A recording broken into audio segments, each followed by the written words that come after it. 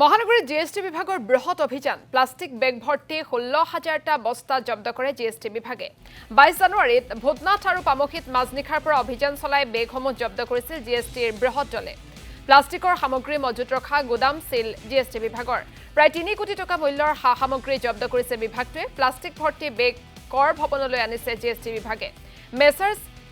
এছআৰজি plastics নামৰ প্ৰতিষ্ঠান আৰু গোদামত অভিযান জিএসটি বিভাগৰ সতেলাল গুপ্তা আৰু বাবুলাল গুপ্তা নামৰ ব্যৱসায়ীৰ আছিল এই অবৈধ প্লাষ্টিকৰ সামগ্ৰীসমূহ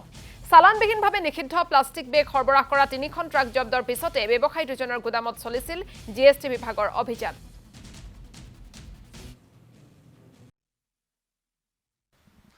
এতিয়ালৈকে চাওক আমি যোৱা 21 তাৰিখ একচুৱেলি 22 তাৰিখৰ ৰাতিৰ পৰা আমি অভিযান চলাইছিলোঁ অভিযানত আমি প্ৰথমে 3খন গাড়ী আমি ধৰিছিলোঁ 3খন গাড়ী তাৰে 2খন আমি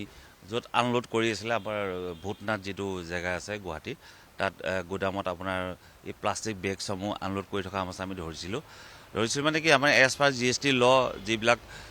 আপোনাৰ প্ৰপাৰ ডকুমেণ্টছ থাকিব লাগে জিএসটি ইনভইচ বা ইউ বিল কোনো ডকুমেণ্টছ নোহোৱাকৈ এই বস্তুবিলাক মানে প্লাষ্টিক বেগছবিলাক তাত আনলোড কৰি আছিলে বা কেৰি কৰি আনিছিলে গাড়ীয়ে তো তাত আমি ধৰি তাত অভিযানটো চলাইছিলোঁ তো আজি 3rd ডে'লৈকে আমি